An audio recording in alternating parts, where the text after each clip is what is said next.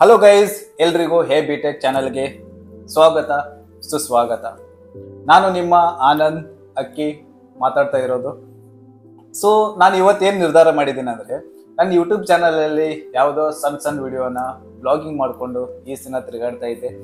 ಇವತ್ತು ಏನು ನಿರ್ಧಾರ ಮಾಡಿದ್ದೀನಿ ಅಂದರೆ ರೀಸೆಂಟಾಗಿ, ಸೊ ಪಾಡ್ಕಾಸ್ಟ್ ಚಾನಲ್ನ ಓನ್ಲಿ ಫಾರ್ ಮಿಡಲ್ ಕ್ಲಾಸ್, ಅಂದರೆ ಮಧ್ಯಮ ವರ್ಗದ ಜನರ ಕಷ್ಟ, ಅವರು ನಡೆದ ಬಂದ ದಾರಿಗಳನ್ನು ನಿಮ್ಮ ಜೊತೆ ಶೇರ್ ಮಾಡ್ತಾರೆ, ನನ್ನ ಜೊತೆ ಕುಂತು.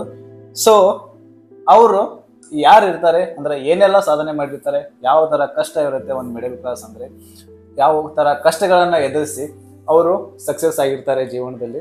ಅವ್ರನ್ನ ಕರೆಸು ಸಮಯ. Deepak sir, welcome to the show. So thank you Anand. ಈ ಒಂದು ಹಾಯ್ ಮಾಡಿಬಿಡ್ರಿ ನಮ್ಮ ಆಡಿಯನ್ಸ್ಗೆ. Hi guys. ಸೊ ಇವರೇ ದೀಪಕ್ ಸಾಳುಕ್ಯ ಅಂತ. ಇವ್ರದ್ದು ಏನೇನು ದೊಡ್ಡ ಸ್ಟೋರಿನೇ ಇದೆ. ಅವ್ರು ನಡೆದು ಬಂದ ದಾರಿ ಏನಿತ್ತು ಅನ್ನೋದು ಎಲ್ಲಾನು ನಿಮ್ಮ ಜೊತೆ ಶೇರ್ ಮಾಡ್ತಾರೆ. So once again welcome to the show sir. So this is my welcome gift. So please ತಿನ್ನಿ. ಬರೀ ಇಂಥದೆಯಾ? ಸೊ ನಾನು ಶೋ ಸ್ಟಾರ್ಟ್ ಮಾಡೋಕ್ಕಿಂತ ಗಜರಿ ತಿನ್ನಿಸ್ತಾ ಇದ್ದೇನೆ. ಗಜರಿ ದೇಹಕ್ಕೆ ಒಳ್ಳೆಯದು. ಸೊ ಪ್ರಮೋಷನ್ ಏನು ಮಾಡ್ತಾ ಇಲ್ಲ, ಗಜರಿ ತಿನ್ನಿ ಅವಾಗ. ಸೊ ದೀಪಕ್ ಸರ್, ಸೊ ನೀವು ಒಪ್ಕೊಂಡು ನನ್ನ ಪಾಡ್ಕಾಸ್ಟ್ ಚಾನಲ್ಗೆ ಬಂದಿದ್ದಕ್ಕೆ ತುಂಬ ಸಂತೋಷ, ಖುಷಿ ಆಯಿತು. ನಮಸ್ಕಾರ. ಸೊ ನಿಮ್ಮ ಕಷ್ಟ ದಾರಿಗಳನ್ನು ನೀವು ಯಾವ ಥರ ಎಲ್ಲಿ ಕಲಿತ್ರಿ, ಏನು ಮಾಡಿದ್ರಿ, ಯಾವ ಥರ ಯಾವಾಗ ಅಂದರೆ ಇಂಜಿನಿಯರಿಂಗ್ ಮುಗಿಸಿದ್ರಿ, ಇಂಜಿನಿಯರಿಂಗ್ ಮುಗಿಸಾದ್ಮೇಲೆ ನೀವು ಯಾವ ಥರ ಅಂದರೆ ಈಗ ಸಕ್ಸಸ್ ಆಗಿರೋದನ್ನೇ ಯಾವ ಥರ ತಗೋಬೇಕು ಅಂದರೆ ಎದಕ್ಕೆ ತಗೊಂಡ್ರಿ ಅನ್ನೋದನ್ನ ಸ್ವಲ್ಪ ಶೇರ್ ಮಾಡ್ತಾರೆ ನಮ್ಮ ಆಡಿಯನ್ಸ್ಗೆ, ನಮ್ಮ ಸೆಲೆಬ್ರಿಟೀಸ್ಗೆ ಸ್ವಲ್ಪ ಶೇರ್ ಮಾಡಿದ್ರೆ, ಯಾರಾದರೂ ಆ ಫೀಲ್ಡಿಗೆ ಬರೋರಿದ್ರೆ ಅವರಿಗೆ ಸ್ವಲ್ಪ ಹೆಲ್ಪ್ ಆಗಬೇಕು ಅಂತಾನೆ ಈ ಚಾನೆಲ್ನ ಮಾಡ್ತಾ ಇರೋದು. ನಾನು ದೀಪಕ್ ಅಂತ ಹೇಳಿ, ನಾನು ನಂದು ಇಂಜಿನಿಯರಿಂಗ್ ಕಂಪ್ಲೀಟ್ ಮಾಡಿದ್ದೀನಿ, ಮೆಕ್ಯಾನಿಕಲ್ ಇಂಜಿನಿಯರಿಂಗಲ್ಲಿ. ಆಮೇಲೆ ನಾನು ಜಾಬ್ಗೆ ಜಾಯ್ನ್ ಆದೆ ಮೆಕ್ಯಾನಿಕಲ್ ಫೀಲ್ಡಲ್ಲಿ. ಆಮೇಲೆ ಸ್ವಲ್ಪ ದಿನ ಆದಮೇಲೆ ಅದು ಬೋರ್ ಆಯ್ತು ಅಂತ ಹೇಳಿ, ಮತ್ತು ಸ್ಯಾಲ್ರಿ ಕಡಿಮೆ ಇತ್ತು ಅಂತ ಹೇಳಿ IT ಕಡೆ ಬಂದೆ. IT ಮತ್ತೆ ಹೊಸ ಸ್ಕಿಲ್ಸ್ನ ಕಲಿತೆ, ಅಲ್ಲೆಲ್ಲ ವರ್ಕ್ ಮಾಡಿದೆ. ಮತ್ತು ಈಗ ಪ್ರೆಸೆಂಟ್ಲಿ ವರ್ಕ್ ಮಾಡ್ತಿದ್ದೆ. ಈಗ ರೀಸೆಂಟಾಗಿ ರಿಸೈನ್ ಮಾಡಿದ್ದೀನಿ. ಮತ್ತು ನಾನು ನಮ್ಮ ಹೈಸ್ಕೂಲ್ನು ಮತ್ತು ಕಾಲೇಜನ್ನೆಲ್ಲ ನಮ್ಮ ಹುಟ್ಟೂರಾದ ರಾಮದುರ್ಗದಲ್ಲಿ ಮುಗಿಸಿದ್ದೀನಿ. ಮತ್ತು ಡಿಪ್ಲೊಮಾನ ಧಾರವಾಡದಲ್ಲೇ ಮುಗಿಸಿದ್ದೀನಿ. ಆಮೇಲೆ ನಾನು ಅದೇ ಜಾಬ್ಗೆ ಸೇರಿಕೊಂಡೆ.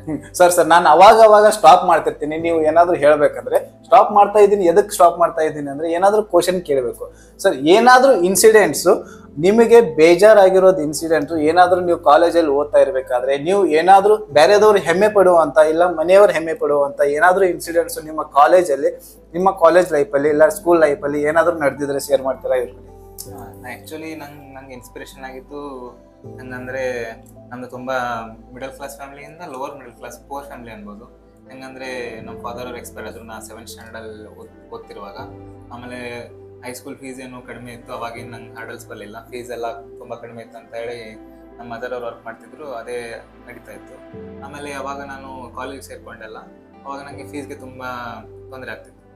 ಅದೇ ನನಗೆ ಇನ್ಸ್ಪಿರೇಷನ್ ಆಯಿತು, ನಾನು ಏನಾದರೂ ಜೀವನದಲ್ಲಿ ಮಾಡಬೇಕು ಅಂತ ಹೇಳಿ. ಅವಾಗ ಬ್ಯಾಕ್ ಆಫ್ ದ ಮೈಂಡ್ ಓಡ್ತಿತ್ತು, ಏನಾದರೂ ದೊಡ್ಡ ವೃತ್ತಿಯನ್ನು ತೊಗೋಬೇಕಂತ ಹೇಳಿ. ಅವಾಗಲಿಂತ ನನ್ನ ತಲೆಯಲ್ಲಿತ್ತು, ಅದನ್ನು ಎಕ್ಸಿಕ್ಯೂಟ್ ಮಾಡೋಕ್ಕಾಗ್ತಿರ್ಲಿಲ್ಲ. ಯಾಕಂದರೆ ನಮ್ಮ ಫ್ಯಾಮಿಲಿ ಎಲ್ಲ ನನ್ನ ಮೇಲೆ ಡಿಪೆಂಡ್ ಆಗಿರೋದ್ರಿಂದ ನಾವು ಪೂರ್ತಿ ಕುಂತು ಓದೋಕ್ಕಾಗ್ತಿರ್ಲಿಲ್ಲ, ಕೆಲಸ ಮಾಡ್ಕೊಂಡೇ ಓದಬೇಕಾಗಿತ್ತು. ಅದೇ ನನಗೆ ಇನ್ಸ್ಪಿರೇಷನ್ ಆಯಿತು ಪ್ರಿಪ್ರೇಷನ್ ಮಾಡೋದು.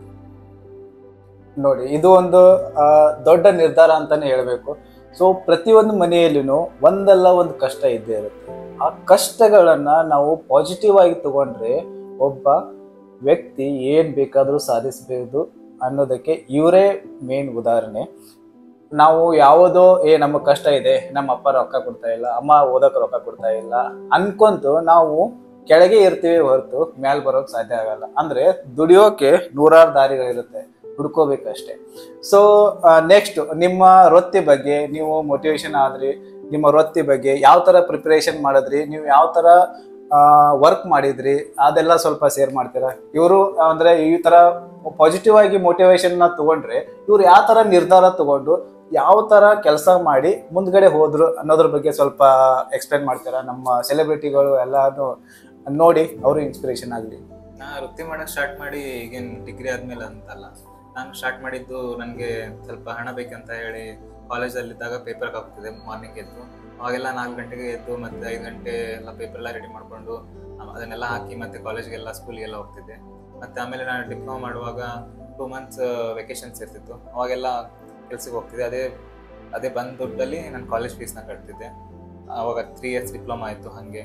ಮತ್ತು ಇಂಜಿನಿಯರಿಂಗಲ್ಲಿ ಕೂಡ ನಾನು ಎಜುಕೇಷನ್ ಲೋನ್ನ ತೊಗೊಂಡು ಮಾಡಿದ್ದೆ. ಆಮೇಲೆ ಏನಾಯಿತು, ನನ್ನ ಇಂಜಿನಿಯರಿಂಗ್ ಮುಗೀತು. ಆಮೇಲೆ ಮೆಕ್ಯಾನಿಕಲ್ ಕಂಪ್ನಿ ಅಂದರೆ ಮ್ಯಾನುಫ್ಯಾಕ್ಚರಿಂಗ್ ಇಂಡಸ್ಟ್ರಿಯಲ್ಲಿ ಸೇರಿಕೊಂಡೆ. ಅಲ್ಲಿ ಕೂಡ ಹಾಗೆ ಅನ್ನಿಸ್ತು ನನಗೆ, ನಾನು ಇಲ್ಲಿ ತುಂಬ ಸ್ಟ್ರಗಲ್ ಮಾಡ್ತಾ ಇದ್ದೀನಿ, ನಾನು ಮುಂದೆ ಏನಾದರೂ ಮಾಡಬೇಕು ಅಂತ ಬ್ಯಾಕ್ ಆಫ್ ದ ಮೈಂಡ್ ಮುಂಚೆಯಿಂದ ಇರ್ತಿತ್ತು. ಅದಕ್ಕಾಗಿ ಕೆಲಸ ಆಲ್ಮೋಸ್ಟ್ ನಂದು 8:30 ಸಂಜೆ 5 ಗಂಟೆ ತನಕ ಇರ್ತಿತ್ತು. ಆಮೇಲೆಲ್ಲ ರೂಮಿಗೆ ಬಂದು ಅವಾಗಲೇ ಪ್ರಿಪೇರ್ ಮಾಡ್ತಿದ್ದೆ ಬ್ಯಾಂಕಿಂಗ್ ಯಾಕಂದರೆ ತುಂಬ ರಿಸಲ್ಟ್ ಎಲ್ಲ ತುಂಬ ಕ್ಲಿಯರಾಗಿ ಬರ್ತಿತ್ತು. ಅದಕ್ಕೆ ಈ ಎಕ್ಸಾಮ್ ಪ್ರಿಪೇರ್ ಆಗೋಕ್ಕೆ ಸ್ಟಾರ್ಟ್ ಮಾಡಿದೆ. ಆಮೇಲೆ ಮತ್ತೆ ಅಲ್ಲಿ ಸ್ವಲ್ಪ ಮತ್ತೆ ಟೈಮ್ ಸಿಗ್ತಿಲ್ಲ ಅಂತ ಹೇಳಿ ಮತ್ತೆ IT ಶಿಫ್ಟ್ ಆದೆ. IT ಯಲ್ಲಿ ವೀಕೆಂಡ್ ಸಿಗುತ್ತೆ ಅಂತ ಹೇಳಿ ಅದಕ್ಕೆ ಮೇನ್ ಅದೇ ಇತ್ತು, ಟೈಮ್ ಜಾಸ್ತಿ ಸಿಗುತ್ತೆ ಅಂತ ಹೇಳಿ. ಸರ್, ನೀವು ಹೇಳಿದ್ರಿ ನಾನು ಇಂಜಿನಿಯರಿಂಗ್ ಮುಗಿದಾದ್ಮೇಲೆ ಒಂದು ಮೆಕ್ಯಾನಿಕಲ್ ಇಂಡಸ್ಟ್ರಿ ಸೇರಿಕೊಂಡೆ. ಮೆಕ್ಯಾನಿಕಲ್ ಇಂಡಸ್ಟ್ರಿಯಲ್ಲಿ ಸೇರ್ಕೊಂಡಾದ್ಮೇಲೆ ನಾನು ಗೌರ್ಮೆಂಟ್ ಎಕ್ಸಾಮ್ನ ಪ್ರಿಪ್ರೇಷನ್ ಸ್ಟಾರ್ಟ್ ಮಾಡಿದ್ದೆ. ಅದರಲ್ಲಿ ಸ್ಪೆಸಿಫಿಕಲಿ ನೀವು ಮೆನ್ಷನ್ ಮಾಡಿದ್ರಿ ಬ್ಯಾಂಕಿಂಗ್ ಎಕ್ಸಾಮ್ ಅಂತ. ಸೊ ಅದನ್ನೇ ಬ್ಯಾಂಕಿಂಗ್ ಎಕ್ಸಾಮ್ ಫೀಲ್ಡಿಗೆ ಹೋಗಬೇಕು ಅಂತ ಯಾಕೆ ನಿರ್ಧಾರ ಮಾಡಿದ್ರಿ? ಮತ್ತೆ ಬ್ಯಾಂಕಿಂಗ್ ಎಕ್ಸಾಮಿಗೆ ಹೋಗ್ಬೇಕು ಅಂತ ನೀವು ಸ್ಟಾರ್ಟಿಂಗ್ ನಿರ್ಧಾರ ಆದ್ಮೇಲೆ ಯಾವ ತರ ಕೋಚಿಂಗ್ ಸೆಂಟರ್ಗೆ ನಾನು ಇದೇ ಕೋಚಿಂಗ್ ಸೆಂಟರ್ಗೆ ಹೋಗ್ಬೇಕು, ಇಲ್ಲ ಇದೇ ತರ ಬುಕ್ಸ್ನ ತಗೋಬೇಕು, ಯಾರಾದ್ರೂ ನಿಮಗೆ ಗೈಡ್ ಮಾಡಿದ್ರ, ಇಲ್ಲ ಗೈಡ್ ಮಾಡೋಕೆ ಯಾರಾದ್ರೂ ನಿಮಗಿದ್ರ ಅನ್ನೋದನ್ನ ಸ್ವಲ್ಪ ಅವರಿಗೆ ಶೇರ್ ಮಾಡಿ. ಬ್ಯಾಂಕಿಂಗ್ ಮೇನ್ ಇದಕ್ಕೆ ಬಂದಿದ್ದಂದ್ರೆ ಬೇರೆ ಎಕ್ಸಾಮು ಸೇಮ್ ಇರುತ್ತೆ ಪ್ಯಾಟರ್ನ್. ಬ್ಯಾಂಕಿಂಗ್ ಪ್ಯಾಟರ್ನ್ ಸ್ವಲ್ಪ ಹೆಂಗಿರುತ್ತೆ ಅಂದ್ರೆ, ಬ್ಯಾಂಕಿಂಗ್ ಪ್ಯಾಟರ್ನ್ ಒಂದ್ ಕಡೆ ಆದ್ರೆ ಬ್ಯಾಂಕಿಂಗ್ ಎಕ್ಸಾಮ್ ನಡೆಯೋ ಟೈಮ್ ಇದೆ ಅಲ್ಲ, ಎವ್ರಿ 6 ಮಂತ್ಸ್ಗೆ ನಂದೆಲ್ಲ ಪ್ರಿಲಿಮ್ಸ್ ಮುಗಿದಿತ್ತು, ಮೇನ್ಸ್ ಮುಗಿದಿತ್ತು, ಇಂಟರ್ವ್ಯೂ ಮುಗಿದಿತ್ತು. ಅಷ್ಟಲ್ಲಿ ನಂಗೆ ಗೊತ್ತಾಗ್ಬಿಡ್ತಿತ್ತು ನಾ ಪಾಸ್ ಆಗಿದ್ದೀನೋ ಫೇಲ್ ಆಗಿದ್ದೀನಿ ಅಂತ ಹೇಳಿ. ಅದೇ ಬೇರೆ ಎಕ್ಸಾಮ್ಸ್ ಕಂಪೇರ್ ಮಾಡಿದ್ರೆ ಒಂದೊಂದ್ಸಲ ಕ್ವಶನ್ ಪೇಪರ್ ಔಟ್ ಆಗ್ತಿತ್ತು, ಮತ್ತೆ ಆ ಸ್ಕ್ಯಾಮ್ ಈ ಸ್ಕ್ಯಾಮ್ ಅಂತ ಬರ್ತಿತ್ತು. ಅಲ್ಲೇ 1-2 ಇಯರ್ಸ್ ಹೋಗ್ತಿತ್ತು, 3 ಇಯರ್ಸ್ ಹೋಗ್ತಿತ್ತು, ಅಲ್ಲೇ ಮುಗಿದೋಗ್ಬಿಡ್ತಿತ್ತು. ಅಲ್ಲೇ 5 ಇಯರ್ಸ್ ಆಗ್ಬಿಟ್ಟು ಒಂದು ಸೆಲೆಕ್ಷನ್ ತೊಗೊಳ್ಬೇಕಂದ್ರೆ ನಾ ಅಷ್ಟಲ್ಲೇ ಬ್ಯಾಂಕಿಂಗ್ನ 5 ಅಟೆಂಪ್ಟ್ಸ್ ಕೊಡ್ಬೋದಿತ್ತು. ಅದಕ್ಕಾಗಿ ನಾ ಬ್ಯಾಂಕಿಂಗ್ನ ಚೂಸ್ ಮಾಡಿದೆ. ಬ್ಯಾಂಕಿಂಗಲ್ಲಿ ಹೆಂಗಿರುತ್ತೆ ಅಂದರೆ, ಇಲ್ಲೇನು ಕೋಚಿಂಗ್ ಹೋಗೋ ಅವಶ್ಯಕತೆ ಏನಿರಲಿಲ್ಲ, ಇರಲ್ಲ. ನನಗೆ ಒಬ್ಬರು ಮೆಂಟರ್ ಸಿಕ್ಕಿದ್ರು, ಅವರು ಗೌರೀಶ್ ಅಂತ ಹೇಳಿ. ಅವರು ನಾ PG ಅಲ್ಲಿರುವಾಗ ಬಂದರು ಮೈಸೂರಿಂದ, ಅವ್ರಿಗೆ ಟ್ರಾನ್ಸ್ಫರ್ ಆಗಿ ಧಾರವಾಡಕ್ಕೆ ಬಂದರು. ಧಾರವಾಡದಲ್ಲಿ ಅವರು ಒಂದು ಹೇಳ್ಕೊಟ್ರು ಏನೇನು ಪ್ರಿಪೇರ್ ಆಗಬೇಕು, ಯಾವ ಯೂಟ್ಯೂಬಲ್ಲೇ ಹೆಂಗೆ ಪ್ರಿಪೇರ್ ಆಗ್ಬೋದು ವಿದೌಟ್ ಕೋಚಿಂಗ್ ಅಂತ ಹೇಳಿ. ಅವ್ರ ಗೈಡೆನ್ಸ್ ಮೇಲೆ ನಾನು ಪ್ರಿಪ್ರೇಷನ್ ಸ್ಟಾರ್ಟ್ ಮಾಡಿದ್ದೆ. ಗೈಸ್, ತುಂಬ ಒಳ್ಳೆ ಸ್ಟೋರಿ. ಅವರು ಯೂಸ್ ಮಾಡ್ಕೊಂಡಿರೋ ಪ್ಲಾಟ್ಫಾರ್ಮ್ ಬಗ್ಗೆ ಇಲ್ಲಿ ಎಕ್ಸ್ಪ್ಲೇನ್ ಮಾಡಿದ್ರು. ಇವರು ಯೂಟ್ಯೂಬ್ ಅಂತ ಮೆನ್ಷನ್ ಮಾಡಿದ್ರು. ನಾವು ಯೂಟ್ಯೂಬಲ್ಲಿ ನಮಗೆ ನಮ್ಮ ಗೋಲಿಗೆ ರೀಚ್ ಆಗುವಂಥ ವಿಡಿಯೋಸು, ಮೋಟಿವೇಶ್ನಲ್ ವಿಡಿಯೋಸು, ಮತ್ತು not only for motivation videos. So ಅಲ್ಲಿ ಅಂದರೆ ಬಹಳನೇ ವಿಡಿಯೋಸ್ ಇದ್ದಾವೆ. ಅಂದರೆ ನಮ್ಮ ಸ್ಕಿಲ್ಸ್ನ ಇಂಪ್ರೂವ್ ಮಾಡ್ಕೊಳ್ಳೋಕ್ಕೆ ಬ್ಯಾಂಕಿಂಗ್ ಆಗಲಿ, ನೀವು ಯಾವುದೇ ಸೆಕ್ಟರ್ಗೆ ಹೋಗ್ಬೇಕಂದ್ರೂ ಯೂಟ್ಯೂಬಲ್ಲಿ ಇಲ್ಲ ಇವನ್ ವೆಬ್ಸೈಟಲ್ಲಿನೂ ತುಂಬಾ ಇನ್ಫಾರ್ಮೇಟಿವ್ಸ್ ವಿಡಿಯೋಸ್ಗಳಿದ್ದಾವೆ. ನಾವು ಯೂಸ್ ಮಾಡ್ಕೊಳ್ಳಲ್ಲ ಅಷ್ಟೇ, ನಮಗೆ ಬೇಕಾಗಿರೋ ಎಂಟರ್ಟೈನ್ಮೆಂಟ್ ವಿಡಿಯೋಸ್ನ ನೋಡ್ತೀವಿ, ಆಮೇಲೆ ಬಂದ್ ಮಾಡಿ ಸ್ವಿಚ್ ಆಫ್ ಮಾಡಿ ಇಲ್ಲ ಚಾರ್ಜಿಗೆ ಇಟ್ಟು ಮೊಬೈಲ್ನ ಮನ್ಕೋತೀವಿ. ಯಾವುದೋ ಕೋಚಿಂಗ್ ಸೆಂಟ್ರಿಗೆ ಹೋಗಿಲ್ಲ, ಯೂಟ್ಯೂಬ್ ಪ್ಲಾಟ್ಫಾರ್ಮ್ನ ಯೂಸ್ ಮಾಡಿಕೊಂಡು ಅಲ್ಲಿ ಅವ್ರಿಗೆ ಬೇಕಾಗಿರೋ ಸ್ಕಿಲ್ಸು ಸರ್ಚ್ ಮಾಡಿ ಅಲ್ಲಿ ಕಲ್ತಿದ್ದಾರೆ. ಅಂದರೆ ಎಕ್ಸಾಮ್ ಪ್ರಿಪ್ರೇಷನ್ ಯಾವತ್ತು ಜಾಸ್ತಿ ವಿಡಿಯೋಸೇ ಇರ್ತವೆ ಅಲ್ಲಿ. ಬ್ಯಾಂಕಿಂಗ್ ಸೆಕ್ಟರಿಗೆ ಹೋಗ್ಬೇಕಂದ್ರೆ, ಇವನ್ ಯಾವುದೇ ಸೆಕ್ಟರ್ಗೆ ಹೋಗ್ಬೇಕಂದ್ರೂ ಇರ್ತವೆ. ಸೊ ಅದನ್ನೆಲ್ಲ ಯೂಸ್ ಮಾಡ್ಕೋಬೇಕು ನಾವು. ಮತ್ತು ಅದಾದಮೇಲೆ ಒಬ್ಬರು ಮೋಟಿವೇಶನ್ ಆಗಿ ನಿಮಗೂ ಯಾರಾದರೂ ಮೆಂಟರ್ಸ್ ಇರ್ತಾರೆ, ಅವ್ರನ್ನೆಲ್ಲ ತೊಗೊಂಡು ಅವ್ರಿಗೆಲ್ಲ ಹೆಲ್ಪ್ ತೊಗೊಂಡು. ಸೊ ಗೆದ್ದವ್ರ ಬಾಲ ಹಿಡಿಯೋದಕ್ಕಿಂತ ಸೋತವ್ರ ಎಕ್ಸ್ಪೀರಿಯನ್ಸ್ ತಿಳ್ಕೊಬೇಕು ಅಂತಾರೆ. ಸೊ ಇವರ ಜರ್ನಿ ಬಗ್ಗೆ ಈಗ ಸಕ್ಸಸ್ ಆಗಿದ್ದಾರೆ. ಈ ಸಕ್ಸಸ್ ಹಿಂದ್ಗಡೆ ಫೇಲ್ಯೂರ್ಸ್ ಜಾಸ್ತಿ ಇರುತ್ತೆ. ಅವರು ಎಷ್ಟು ಸಲ ಫೇಲ್ ಆಗಿದ್ದಾರೆ, ಎಷ್ಟು ಅಟೆಂಪ್ಟ್ ಕೊಟ್ಟಿದ್ದಾರೆ, ಸೊ ಯಾವ ಥರ ಅವರು ಪ್ರಿಪ್ರೇಷನ್ ಮಾಡಿದ್ರು, ಅದ್ರ ಬಗ್ಗೆನ ಒಂದು ಸ್ವಲ್ಪ ಇವ್ರ ಜೊತೆ ಶೇರ್ ಮಾಡಿದರೆ ಅವರಿಗೂ ಸ್ವಲ್ಪ ಗೊತ್ತಾಗುತ್ತೆ ಸರ್. ನಂದಿದು ಆ್ಯಕ್ಚುಲಿ 4th ಅಟೆಂಪ್ಟು. ನಾ ಬ್ಯಾಂಕಿಂಗ್ ಸೆಕ್ಟರಲ್ಲಿ ಬರಿತಾ ಇರೋದು. ಹೆಂಗಾಯ್ತಂದರೆ, ಫಸ್ಟ್ ಅಟೆಂಪ್ಟಲ್ಲಿ ನಂಗೆ ಏನು ಗೊತ್ತಿಲ್ಲ, ನಾಲೆಜ್ ಇರಲಿಲ್ಲ. ವಿದೌಟ್ ನಾಲೆಜ್ ಹಂಗೆ ಎಕ್ಸಾಮ್ ಅಪ್ಲೈ ಮಾಡೋದು, ಹೋಗಿ ಬರೆಯೋದು, ಹಂಗೆ ಬಂದು ರೂಮಲ್ಲಿ ಮಲ್ಕೊಂಡ್ಬಿಡೋದು, ಹಂಗೆ ಮಾಡ್ತಿದ್ದೆ. ಎಕ್ಸಾಮ್ ವೀಕೆಂಡ್ಸ್ ಇರುತ್ತಿತ್ತು, ವೀಕೆಂಡ್ ಹೋಗ್ತಿದ್ದೆ, ಎವ್ರಿ ವೀಕೆಂಡ್ ಎಕ್ಸಾಮ್ ಬರ್ತಿದ್ದೆ. ಅನಲೈಸ್ ಮಾಡ್ತಿರ್ಲಿಲ್ಲ, ಹಂಗೆ ಹೋಗ್ತಿತ್ತು. 1 ಇಯರ್ ಹಂಗೆ ಆಯಿತು. ಸೆಕೆಂಡ್ ಇಯರ್ ಗೌರೀಶ್ ಅವ್ರು ಸಿಕ್ಕಿದ್ರು, ಅವರೆಲ್ಲ ನನಗೆ ಹಿಂಗೆಲ್ಲ ಮಾಡ್ಬೇಕಂತ ಹೇಳಿದ್ರು. ಆಮೇಲೆ ಅದನ್ನೆಲ್ಲ ಅಪ್ಲೈ ಮಾಡ್ಕೊಂಡೆ. ಅವಾಗ ಸ್ವಲ್ಪರಲ್ಲೇ ಪ್ರಿಲಿಮ್ಸು ಕ್ಲಿಯರ್ ಆಗಲಿಲ್ಲ ನಂದು. ಆಮೇಲೆ 3rd ಅಟೆಂಪ್ಟ್ ಬರೆದೆ. 3rd ಅಟೆಂಪ್ಟಲ್ಲಿ ಹೋಗ್ಸೋದು ನಂಗೆ ತುಂಬ ಹೋಗ್ಸಿತ್ತು. 2 ಇಂಟರ್ವ್ಯೂ ಕೊಟ್ಟಿದ್ದೆ, ಬೇರೆ ಒಂದು ಇನ್ಶೂರೆನ್ಸ್ ಕಂಪ್ನಿದು, ಒಂದು ಬ್ಯಾಂಕಿಂಗ್ ಕಂಪ್ನಿದು. ಅವೆಲ್ಲ ಫಿಕ್ಸ್ ಆಗಿಬಿಟ್ಟಿದೆ ನಾನು ಈ ಸತಿ ನಂದು ಹಾಗೆ ಆಗುತ್ತೆ ಅಂತ ಹೇಳಿ. ಫುಲ್ ಪ್ರಿಪ್ರೇಷನ್ ಆಗಿಬಿಟ್ಟಿದೆ. ನಾ ಸೆಲೆಕ್ಷನ್ ಆದರೆ ಹಿಂಗೆ ಮಾಡಬೇಕು, ಹಂಗೆ ಮಾಡಬೇಕು ಅಂತ ಹೇಳಿ. ಆದರೆ ಎಂಡ್ ರಿಸಲ್ಟ್ ಹೆಂಗಿತ್ತಂದರೆ, ನಾ ಸ್ವಲ್ಪರಲ್ಲಿ ಮಿಸ್ ಆಗ್ಬಿಡ್ತು. ಅದು ಅವಾಗ ನನಗೆ ತುಂಬ ಸ್ವಲ್ಪ ಬೇಜಾರಾಯಿತು. ಈಗ ಬಿಟ್ಬಿಡ್ಬೇಕು, ಈಗ ಹೆಂಗಾದರೂ IT ಸೆಕ್ಟರಲ್ಲಿ ಇದ್ದೀನಿ, ಇಲ್ಲೇ ಕಂಪ್ನಿ ಸ್ವಿಚ್ ಮಾಡಿದ್ರೆ ಇನ್ನೂ ಚೆನ್ನಾಗಿರೋ ಸ್ಯಾಲ್ರಿ ಸಿಗುತ್ತೆ, ಬ್ಯಾಂಕಿಗೆ ಹೋಗಿ ಏನು ಮಾಡೋದು ಅಂತ ಹೇಳಿ ಫಿಕ್ಸ್ ಆದೆ. ಆಮೇಲೆ ಒನ್ ಮಂತ್ ಆಯಿತು, 2 ಮಂತ್ ಆಯಿತು. ಹಾಗೆ ಕುಳಿತಿರುವಾಗ ಒಂದು ಯೋಚನೆ ಬಂತು, ನಾ ಈಗ ಬಿಟ್ಟೆ ಅಂದರೆ ಮತ್ತೆ ನಂಗೆ ರಿಗ್ರೆಟ್ ಆಗಿ ಕಾಡ್ತದೆ. ಮುಂದೆ ಯಾವಾಗಾದರೂ ಹೋಗ್ಬೇಕಂದ್ರೆ ಅವಾಗ ಏಜ್ ಇದ್ದಾಗ ಬರಲಿಲ್ಲ, ಮತ್ತೆ ಅವಾಗ ರಿಗ್ರೆಟ್ ಆಗುತ್ತೆ. ಒಂದು 35-40 ಇಯರ್ಸ್ ಆದಮೇಲೆ ನಾವು ಅವಾಗಲೇ ಮಾಡಬೇಕಾಗಿತ್ತು ಡಿಸಿಷನ್ನ, ಮತ್ತೆ ಈಗ ಮಾಡಿಲ್ಲ ಅಂತ ಹೇಳಿ ತುಂಬ ಬೇಜಾರಾಗುತ್ತೆ ಅಂತ ಹೇಳಿ ಮತ್ತೆ ಸ್ಟಾರ್ಟ್ ಮಾಡಿದೆ ಪ್ರಿಪ್ರೇಷನ್. ನೀವು ಈಗ ಪ್ರಿಪರೇಷನ್ ಸ್ಟಾರ್ಟ್ ಮಾಡಿ ಈಗ ಒಂದು ಉನ್ನತ ಹುದ್ದೆಯನ್ನು ಪಡೆದುಕೊಂಡಿದ್ದೀರಾ. ಸೊ ಇದ್ರ ಹಿಂದ್ಗಡೆ ಎಷ್ಟು 3-4 ಅಟೆಂಪ್ಟ್ಸ್ನ ಮಾಡಿದ್ದೀರಾ, ಅದರಲ್ಲೆಲ್ಲ ಸೋತು ಇವಾಗ ಸೊ ಅವಾಗ ನಿಮಗೆ ರಿಸಲ್ಟ್ ಬರುತ್ತೆ ಅಂತ, ನಾಳೆ ಬರುತ್ತೆ ಅಂತ, ಇವತ್ತು ಯಾವ ಟೆನ್ಷನಲ್ಲಿ ಯಾವ ಥರ ಆ ಟೆನ್ಷನ್ನ ಪ್ರೆಷರ್ನ ನೀವು ಯಾವ ಥರ ಕಂಟ್ರೋಲ್ ಮಾಡಿದ್ರಿ, ಸೊ ಅದು ಯಾವ ಥರ ಪ್ರೆಷರ್ ಇರುತ್ತೆ ಅನ್ನೋದನ್ನ ಸ್ವಲ್ಪ ನಮ್ಮ ಸೆಲೆಬ್ರಿಟೀಸಿಗೆ ಹೇಳ್ತೀರಾ ಸರ್? ನಾವು ಹೆಂಗಂದ್ರೆ ಟೆನ್ಷನ್ ಎದಕ್ಕೆ ಬರುತ್ತೆ, ಪ್ರೆಷರ್ ಎದಕ್ಕೆ ಬರುತ್ತೆ ಅಂದರೆ, ನಾವು ಎಕ್ಸಾಮ್ನ ಕರೆಕ್ಟಾಗಿ ಓದಿರ್ತೀವಿ, ಅದಕ್ಕೆ ಟೆನ್ಷನ್ ಆಗುತ್ತೆ, ನಾವು ಪಾಸ್ ಆಗ್ತೀವಿ ಫೇಲ್ ಆಗ್ತೀವಿ ಅಂತ ಹೇಳಿ. ನಾವೇನಾದರೂ ಓದಿಲ್ಲ ಅಂದರೆ ನಮಗೇನು ಟೆನ್ಷನ್ ಇರಲ್ಲ, ನಾನು ಹೆಂಗಾದ್ರೂ ಫೇಲ್ ಆಗ್ತೀನಿ, ಆರಾಮ್ ಚಿಲ್ಲಾಗಿರ್ತೀವಿ. ಅದೇ ನಮಗೆ ಈ ಸತ ಹೆಂಗಾಯ್ತು ಅಂದರೆ, January 1st ಯೂಶ್ವಲಿ ರಿಸಲ್ಟ್ ಬರುತ್ತೆ ಬ್ಯಾಂಕಿಂಗದ್ದು, ಒಂದು RRBಸ್ದೆಲ್ಲ. ಅವಾಗ ಏನಾಯ್ತು ಅಂದರೆ, ರಾತ್ರಿ ಎಲ್ಲ 2 ದಿನ ಆಯಿತು, ಏನು ನಿದ್ದೆ ಇಲ್ಲ, ಎಲ್ಲರೂ ನ್ಯೂ ಇಯರ್ ಪಾರ್ಟಿ ಮಾಡ್ತಿದ್ದಾರೆ. ನಾನು ಇದ್ರ ಬಗ್ಗೆ ಯೋಚನೆ ಮಾಡ್ಕೊಂಡು ಕುಂತಿದ್ದೆ, ರಿಸಲ್ಟ್ ಬರುತ್ತೆ, ಏನಾಗುತ್ತೋ ಅಂದರೆ. ನಾ ಇಂಟರ್ವ್ಯೂ ಚೆನ್ನಾಗಿತ್ತು, ಮೇನ್ಸು ಮಾರ್ಕ್ಸಲ್ಲೂ ಕರೆಕ್ಟಾಗಿ ಬಂದಿತ್ತು, ಮತ್ತು ಅದೇ ಟೆನ್ಷನ್ ಇರ್ತಿತ್ತು. ಟೆನ್ಷನ್ ಮತ್ತು ಪ್ರೆಷರ್ ಕಾಮನ್ ಆಗಿರುತ್ತೆ, ನಾವೇನಾದರೂ ಕರೆಕ್ಟಾಗಿ ಪ್ರಿಪೇರ್ ಆಗಿದ್ರೆ ಅದಂತೂ ಇದ್ದೇ ಇರುತ್ತೆ, ಅದ್ರ ಬಗ್ಗೆ ಯಾರು ತಲೆ ಕೆಡಿಸ್ಕೋಬೇಕಂತ. ಹಾಂ, ಸೊ ಇವರು ಶೇರ್ ಮಾಡಿದ್ರು, ಒಂದು ಎಕ್ಸ್ಪೀರಿಯನ್ಸ್ನ ಶೇರ್ ಮಾಡಿದ್ರು. ಯಾಕಂದರೆ ನಾವು ಕಷ್ಟಪಟ್ಟಿದ್ದೀವಿ ಅಂದರೆ ಅದಕ್ಕೆ ರಿಸಲ್ಟಿಗಾಗಿ ವೇಟ್ ಮಾಡ್ತಾ ಇರ್ತೀವಿ. ನಾವು ಕಷ್ಟಪಟ್ಟಿಲ್ಲ ಅಂದರೆ ರಿಸಲ್ಟ್ ಬಗ್ಗೆ ಕೇರೆ ತಗೊಳ್ಳಲ್ಲ. ಅಂದರೆ ಇವ್ರು ಹೇಳೋ ಮಾತು, ನಾವು ಎಲ್ಲಿ ಕಷ್ಟಪಡ್ತೀವೋ ಅಲ್ಲಿ ಪ್ರತಿಫಲ ಸಿಕ್ಕೇ ಸಿಗುತ್ತೆ ಅನ್ನೋದನ್ನು ಇವರು ವಿವರಿಸಿ ಚೆನ್ನಾಗಿ ಹೇಳಿದರು. ಸೊ ನೀವು ಅದ್ರ ಬಗ್ಗೆ ತಿಳ್ಕೋಬೇಕು ಸರ್. ಆ ಹುದ್ದೆ ಬಗ್ಗೆ ಎಕ್ಸ್ಪ್ಲೇನ್ ಮಾಡ್ತಾರೆ ಅಂದರೆ ಅದು ರಿಸಲ್ಟ್ ಬಂದಮೇಲೆ ನಿಮಗೆ ಯಾವ ಥರ ಖುಷಿ ಆಯಿತು. ಸೊ ಫ್ಯಾಮಿಲೀಸ್ ರೆಸ್ಪಾನ್ಸಿಬಲ್ ಅಂದರೆ ಫ್ಯಾಮಿಲೀಸ್ ರೆಸ್ಪಾನ್ಸ್ ಹೆಂಗೆ ರಿಸೀವ್ ಮಾಡ್ಕೋತಾ ಇದ್ದೀರಾ ನೀವು? ಮೊದಲು ಯಾವ ಥರ ರಿಸೀವ್ ಮಾಡ್ಕೊಂಡಿದ್ರಿ, ಅಂದರೆ ಯಾವ ಥರ ನಿಮ್ಮನ್ನು ಕೀಳಾಗಿ ನೋಡ್ತಾ ಇದ್ರು, ಹೀಗೆ ಯಾವ ಥರ ನಿಮ್ಮನ್ನು ನೋಡ್ತಾ ಇದ್ದಾರೆ, ಅದ್ರ ಬಗ್ಗೆ ಎಲ್ಲನೂ ಸ್ವಲ್ಪ ಎಕ್ಸ್ಪ್ಲೇನ್ ಮಾಡ್ತಾರೆ. ನಿಮ್ದು ರಿಸಲ್ಟ್ ಹೆಂಗೆ ಬಂತು, ರಿಸಲ್ಟ್ ಬಂದಮೇಲೆ ನೀವು ಯಾವ ಥರ ಖುಷಿ ಆದ್ರಿ, ನೀವು ನಿಮ್ಮ ಮಮ್ಮಿಗೆ ಯಾವ ಥರ ಶೇರ್ ಮಾಡಿದ್ರಿ, ನಿಮ್ಮ ಮಮ್ಮಿ ಖುಷಿ ಯಾವ ಥರ ವ್ಯಕ್ತಪಡಿಸಿದ್ರು, ಅದೇ ಥರ ನಿಮ್ಮ ಫ್ಯಾಮಿಲೀಸ್ಗೆ ಗೊತ್ತಾದ ಮೇಲೆ ಅವರು ಯಾವ ಥರ ರೆಸ್ಪಾನ್ಸ್ ಮಾಡ್ತಿದ್ದಾರೆ, ಹಾಗೆ ಮತ್ತೆ ಪ್ರಿಪ್ರೇಷನ್ ಮಾಡ್ತಿರ್ಬೇಕಾದ್ರೆ ಯಾವ ಥರ ಅವರು ನಿಮಗೆ ಇರಿಟೇಟ್ ಆಗೋ ಥರ ಮಾತಾಡಿ, ಇಲ್ಲ ನಿಮಗೆ ಡಿಪ್ರೆಷನ್ ಲೆವೆಲಿಗೆ ಹೋಗೋ ಥರ ಮಾತಾಡಿ ಯಾವತ್ತಾದರೂ ಟಾರ್ಚರ್ ಕೊಟ್ಟಿದ್ದಾರೆ ಸರ್ ಅವರು? ಅದ್ರ ಬಗ್ಗೆ ಸ್ವಲ್ಪ ಎಕ್ಸ್ಪೀರಿಯನ್ಸ್ ಶೇರ್ ಮಾಡ್ತೀರಾ ನಮ್ಮ ಸೆಲೆಬ್ರಿಟಿ? ಬ್ಯಾಂಕಿಂಗಲ್ಲಿ 2 ಎಕ್ಸಾಮ್ ಇರುತ್ತೆ, ಒಂದು ಕ್ಲರ್ಕ್ ಪೋಸ್ಟಿಗೆ ಇದು ಇರುತ್ತೆ, ಸರ್ ತಗೊಳ್ಳಿ, ಪ್ರೊಬೇಷನರಿ ಆಫೀಸರ್ ಪೋಸ್ಟ್ಗೆ. ನೀವು ಹಾಗೆ ತಿಂತ ಮಾತಾಡಿ ಸರ್. ಪ್ರೊಬೇಷನರಿ ಆಫೀಸರ್ ಪೋಸ್ಟ್ಗೆ, ಪ್ರೊಬೇಷನರಿ ಆಫೀಸರ್ ಅಂದರೆ ಆಫೀಸರ್ಸ್ಗೆ ಎಲ್ಲೊಂದು ಅಸಿಸ್ಟೆಂಟ್ ಮ್ಯಾನೇಜರ್ಗೆ ಡೈರೆಕ್ಟಾಗಿ ಹೋಗ್ಬೋದು. ಕ್ಲರ್ಕ್ ಅಂದರೆ ಅದೇ ಡೆಸ್ಕ್ ಜಾಬ್ ಇರುತ್ತೆ, ನಾವು ಬ್ಯಾಂಕಲ್ಲಿ ಫಸ್ಟ್ ಕಸ್ಟಮರ್ ಬಂದು ಅವ್ರ ಜೊತೆ ಇಂಟ್ರಾಕ್ಟ್ ಮಾಡ್ತಾನೆ.